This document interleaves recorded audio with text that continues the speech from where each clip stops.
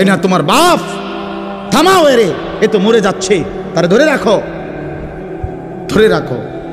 পারা যাবে তো? কথা বলেন না কেন? আল-ইয়াউমা তুজজাউনা আযাবাল হুন, আল্লাহর ফেরেশতারা জান কবজের মুহূর্তে, খোদার কসম আল্লাহ বলছে, জান কবজের সময় বলবে, মনে রাখিস না ফরমান, আজকে তোরে কবরে নিয়া চূড়ান্ত তোরে আযাব শাস্তি ভোগ করাবো। তুই বুঝবি পীড়া কারে কর। মাস্তানি, মাতবরি, সুদের টাকা, ঘুষের টাকা, বাটপারি, চিটারি, অহংকার, দম্ভ, তুই আয়, আয় না ফরমান, তোরে এখন দেখা। আল-ইয়াউমা তুজজাউন, আজকে দেখাবো আযাবাল হুন, লাঞ্ছনা কর আযাব। আও কবরের প্রথম ঘন্টা, কবরের প্রথম ঘন্টাতেই তুমি বুঝবা আখিরাত কত কঠিন। রাসূলুল্লাহ সাল্লাল্লাহু আলাইহি ওয়াসাল্লাম বলেন, কবরে যেই নাফরমান প্রশ্নের জবাব দিতে পারবে না, তিনটি প্রশ্নের, তো আল্লাহ তাআলা বলবেন, কাযাবা আবদি, ফেরেশতা আমার এই নাফরমান বান্দা মিথ্যা বলেছে। ফাআফরিশুহু মিনান নার ওয়ালবাসুহু মিনান নার, আমার নাফরমান বান্দার কবরে জাহান্নামের বিছানা বিছায় দাও, ওরে জাহান্নামের পোশাক দিয়ে আবৃত করে দাও। ওয়াফতাহু লাহু বাবান ইলান নার, জাহান্নাম বরাবর তার কবর থেকে দরজা খুলে দাও, কবর খুলে দাও। ওহো, আল্লাহর নবী সাল্লাল্লাহু আলাইহি ওয়াসাল্লাম বলেন, তখন কবর তারে, ফেরেশতা যখন তাকে রাইখা যাবে, কবর তারে ডান দিকের মাটি বাম দিকে একটা চাপ দিবে, বাম দিকের মাটি ডান দিকে চাপ দিবে। আল্লাহর কসম, নবী বলছে, হাত্তা তাখতালিফা আদলাউহু, ডান পাশের হাড্ডি এবং এই পাঁজরের হাড্ডিগুলো করকর করে ভাঙ্গা বাম দিকে চলে যাবে, বাম দিকের গুলো ডান দিকে চলে যাবে। ভাইয়া আমার, তুমি তোমার উপরে রহম করো। বাপ আমার, আপনাদেরকে বলি, হারামের টাকা উপার্জন কইরা, সুদের টাকা, কিস্তির টাকা, ঘুষের টাকা, ওজনে কম দেওয়া টাকা, হারাম ব্যবসার টাকা, বাটপারি সিটারির টাকা দিয়া বংশ, ফ্যামিলি, স্ত্রী, সন্তানের জন্য রাইখা যাইয়েন না। ওরা আমনে বরবাদ করবে, আপনি নিজেও বরবাদ হইলেন, ওরারও বরবাদ করবে। শুধু শুধু শুধু শুধু আপনি মূল্য পৃথিবীতে কামাই রোজগারই থাকবে, আর পৃথিবীতে যেত রোজগার থাকবে আপনার ফুতেই কামাই করতে পারবো। আপনি হালাল ভাবে যে দূর পারেন করে দিয়েছে, বাকিটা আপনার ফুতে করবে। না পড়লে মরে যাবে, অসুবিধা কি? না খাইয়া যদি কেউ মরে যায়, তাহলে মৃত্যুবরণ করা তো বেজ্জুতি, ঠিক না? কথা বলেন না কেন? না না, বলেন বলেন। কেউ মরে যাওয়া এটা কি শরমের কথা নাকি? ভাই বলো, ছেলে বলো। আরে ছি ছি ছি ছি, ওটা মরে গেল, কেমন শরমের কথা এটা? এমন এটার কথা হইলো কোনো? তো মরলে কিছে? মনে করেন না খাইয়া মরেই গেছে, তো মরলে কিছে? মরণ কি শরমের কথা? তো বাপ দাদা 14 গোষ্ঠী মরছে, তো আমি মরলে সবই।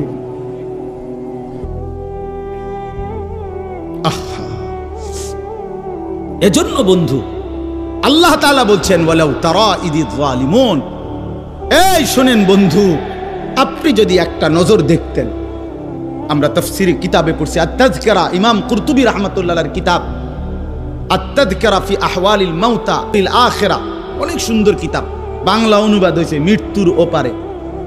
ইমাম কুরতুবীর খুব সুন্দর, অনুবাদটাও অসাধারণ। এই বইতে আছে, ইব্রাহিম আলাইহিস সালাম একবার আজরাইলকে বলছিল, মালাকুল মউত আজরাইল, নাফরমানের জান কবজ করবার সময় তুমি যেই চেহারাটা হয় তোমার, ওটা আমার একটু দেখাও। মালাকুল মউত আজরাইল বলছিল, হে আল্লাহর নবী, কসম আপনি এটা দেখতে চাইেন না, আপনি সহ্য করতে পারতেন না। ইব্রাহিম আলাইহিস সালাম বললেন, না মা আজরাইল, আমি এটা দেখুমই, তুমি আমারে দেখাও একটা নজর। মালাকুল মউত আজরাইল কোন পাপী ব্যক্তির জান কবজের সময় যেই বিভৎস কুৎসিত আকৃতি ধারণ করে, আল্লাহর কসম ওই আকৃতি যখন ধারণ করছেন ইব্রাহিমের সামনে, ইব্রাহিম নবী সাল্লাল্লাহু আলাইহিস সালাম একটা চিৎকার মাইরা বেহুশ হয়ে গেছে।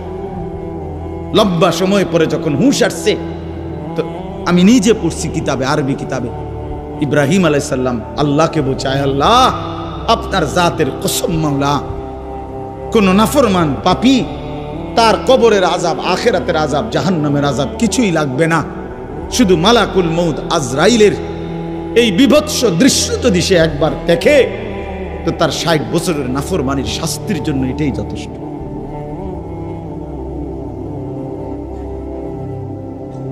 হ্যাঁ, আখরিজু আনফুসাকুম, এখানেও আল্লাহ তাআলা এই কথাটা বলছে। ফালাউলা কাল্লা ইদা বালাগাতিত তারাকিয়া, আল্লাহ তাআলা বলেন কখনোই না বান্দা, অর্থাৎ কোনোভাবেই থামাইতে পারবে না।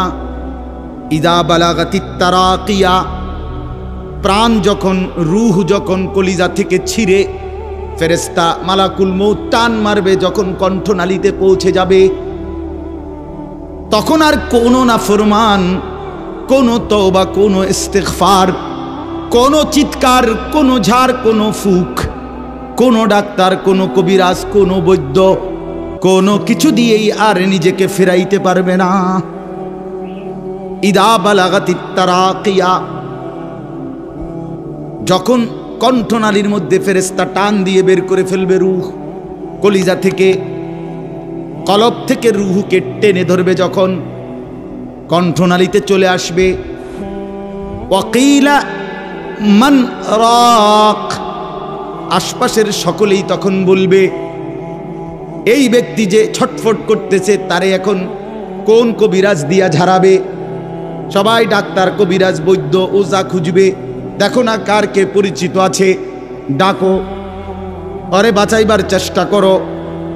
ওয়ান্না আন্নাহুল ফিরাক, আল্লাহ বলে কিন্তু ওই ব্যক্তি ঠিকই বুঝে ফেলেছে আজকে তাকে নিশ্চিত এই পৃথিবী থেকে বিচ্ছিন্ন হতে হবে। আত্মীয় স্বজন তারা যদিও ডাক্তার কবিরাজের জন্য চিল্লাচিল্লি করছে, কিন্তু লোকটা নিজেই বুঝে ফেলবে আন্নাহুল ফিরাক, তাকে এখন এই দুনিয়ার মায়া থেকে বিচ্ছিন্ন হইতেই হবে। কারণ মালাকুল মউত তো রূহটা ছিঁড়া ফেলছে, কলিজা থেকে টান দিয়া ফেলছে, আর তো ফেরত যাবে না, আর তো ফেরত যাবে না। ইন্নাল্লাহা ইয়াকবালু তাওবাতাল আবদি মা লাম ইউগারগির, নবী সাল্লাল্লাহু আলাইহি ওয়াসাল্লাম বলেন নিশ্চয়ই আল্লাহ তাআলা বান্দার তওবা কবুল করেন যতক্ষণ পর্যন্ত না মৃত্যুর গড়গড়া শুরু হয়, ওর আগ পর্যন্ত। ফেরেশতা টান দিলে মৃত্যুর যখন গড়গড়া শুরু হয়, তখন যদি কোনো বান্দা তওবা করে, আল্লাহ তাআলা সেই তওবা কবুল করে না। এবারে দম টানে, একেবারে সোজা হইয়া গেছে। এই সময় হুজুর আনছে 200 টাকা দিয়া, হুজুর আব্বারে গুদুর বেহেশত বুঝ কইরা দেন, তওবা ভরাইয়া দেন, তওবা। এই সারা জিন্দিগির সিটারি বাটফারির তওবাটা এই 200 টাকা দিয়া আব্বারে মিল কইরা দেন। হ্যাঁ, বেহেশত দিয়া দিব। বেহেশত হুজুরের আব্বার সম্পত্তি। হ্যাঁ, কথা বলেন না কেন? বেহেশত হুজুরের বাপের সম্পত্তি। এটা তো এটা কি ধরনের তওবা, কিসের তওবা এটা? এই বেটার তো কোনো এহসাসে নাই। আরে বোঝেন নাই আমার কথা? তার তো কোনো অনুভূতিই নাই, হে তো লড়েও না, বুঝেও না, হে তো জানে না কিসের করছে, কি করতেছে। আল্লাহ তাআলা বলছে ওয়াল্লাযীনা ইযা ফাআলু ফাহিশাতান আও যালামু আনফুসাহুম যাকারুল্লাহ ফাস্তাগফারু লিযুনুবিহিম। আল্লাহ বলছে আমার বান্দা যত বড় নাফরমানি করুক, করতে করতে যদি বড় থেকে বড় জুলুমও করে, কিন্তু তৎক্ষণাৎ যদি আমি আল্লাহকে স্মরণ করে আর আমার কাছে 2 হাত তুলে মাফ চায়, পিছনের গুনাহ যদি ছেড়ে দেয় আর করবে না যদি ওয়াদা দেয়, খোদার কসম কোরআনে আছে, আল্লাহ বলেন বান্দা আমি পুরাপুরি 100% মাগফিরাত দিয়ে দেব। ওয়ামান আহসানু কাওলাম মিম্মান দা ইলাল্লাহ ওয়া আমিলা সালিহান ওয়া ক্বালা ইন্নানি মিনাল মুসলিমিন। এই যে আল্লাহ বলছে সর্বোত্তম মানুষ, সর্বশ্রেষ্ঠ মানুষ হলো 3 ব্যক্তি। 1 নম্বরে যে মানুষকে আল্লাহর দিকে ডাকে, 2 নম্বরে যে যাবতীয় নেক আমল করে, 3 নম্বরে সর্বদাই যে নিজেকে মুসলমান পরিচয় দেয়। কি পরিচয় দেয়? আমি মুসলমান, নাকি আমি ঢাকাইয়া মুসলমান, আমি মুসলমান, খালাস। আল্লাহ আমাদেরকে মাফ করে দেন। আমার ভাই, আমার ছেলেরা, আমার নওজোয়ানরা ফেরা দরকার। ইসলামের জন্য জান বাজি না রাখলে, আল্লাহর দ্বীনের জন্য আমরা ফিকির না করলে, নিজের ঈমান, নিজের ইসলাম, নিজের আমল, নিজের আখলাক সুন্দর না করলে ভাইয়া পারতা না। স্লোগান দেওয়া আর জীবন দেওয়া এক কথা না। স্লোগান দেওয়া সহজ ভাইয়া, তো দুশ্মনের মোকাবেলায় দাঁড়ানো কঠিন কঠিন। এই জন্য ভাই, নিজের কলিজার ভিতরে যদি ঈমান না থাকে, আখিরাতের ফিকির না থাকে, কপালে যদি সেজদা না থাকে, তুমি কাফেরের মোকাবেলায় দাঁড়াইতে পারতা না, মাহাদির পক্ষে থাকতে পারতা না, দাজ্জালের বিরুদ্ধে লড়তে পারতা না। আল্লাহ আমাদের প্রত্যেকটা যুবককে মাহাদির সৈনিক বানিয়ে দেয়। শেষ কথা হলো এটাই বলতেছিলাম, কেন মৃত্যু যন্ত্রণা হবে, জান কবজের কষ্ট হবে কার? আল্লাহ বলেন কেন? এই ফালা সাদ্দাকা ওয়ালা সাল্লা। আল্লাহ বলেন কারণ হলো সে আমি আল্লাহর কথায় বিশ্বাস করে নাই, আমি আল্লাহর উপরে বিশ্বাস করে নাই, এবং ওয়ালা সাল্লা 5 ওয়াক্ত নামাজ আদায় করে নাই। এজন্য ভাইয়া, যার ঈমান নাই তার মৃত্যু যন্ত্রণা হবে, যার নামাজ নাই আল্লাহ বলছে সে ভীষণ কষ্ট পাবে মৃত্যুর সময়। আর বাকিটা তো আছে, ওয়ালাকিন কাযযাবা ওয়া তাওয়াল্লা, বরং সে আমি আল্লাহর উপরে মিথ্যা আরোপ করেছে, ঈমান আনে নাই। ওয়া তাওয়াল্লা, আমার প্রতিটা হুকুম থেকে মুখ ফিরাইয়া নিছে। আল্লাহ বলেন সুম্মা যাহাবা ইলা আহলিহি ইয়াতামাত্তা, আমার নাফরমানি করছে, আমার বিরুদ্ধাচরণ করছে, আমার হুকুমের উল্টা করছে, অথচ এর পরেও স্ত্রী সন্তান পরিবারের মাঝে গর্ব কইরা, অহংকার কইরা, আনন্দ ফুর্তিতে জিন্দিগি কাটাইছে। সিটারি, বাটপারি, অন্যায়, দুর্নীতি, অনিয়ম, নামাজ নাই, বন্দিগি নাই, হালাল হারামের পার্থক্য নাই, এরপরেও ঘর সংসার বউ বাচ্চার মধ্যে এভাবে চলছে, মনে হয় যেন কোনো টেনশনই নাই। আল্লাহ বলেন এই অহংকারী, এই গাদ্দারির কারণে মালাকুল মউত আজরাইল যখন রুহু কবজ করবে, তখন কলিজা থেকে রুহুটা ছিঁড়া ভিড়া এরপরে কবজ করবে। আল্লাহ আমাদেরকে মাফ করে দেন। আল্লাহ তাআলা শেষ বলেন, আমি যেটুকু পড়ছি, আউলা লাকা ফাআউলা সুম্মা আউলা লাকা ফাআউলা। আল্লাহ বলেন বান্দা, এই বান্দা, আমি 4 বার বলছি বান্দা, 4 বার, তোমার জন্য দুর্ভোগ, তোমার জন্য দুর্ভোগ, তোমার জন্য দুর্ভোগ, তোমার জন্য দুর্ভোগ। 4 বার আউলা লাকা ফাআউলা সুম্মা আউলা লাকা ফাআউলা। কয়টা হইল? 4টা। কেন 4টা কেন? 1, তোমার জান কবজের সময় তোমার দুর্ভোগ। 2, তোমার কবরে দুর্ভোগ। 3, হাসরের মাঠে দুর্ভোগ।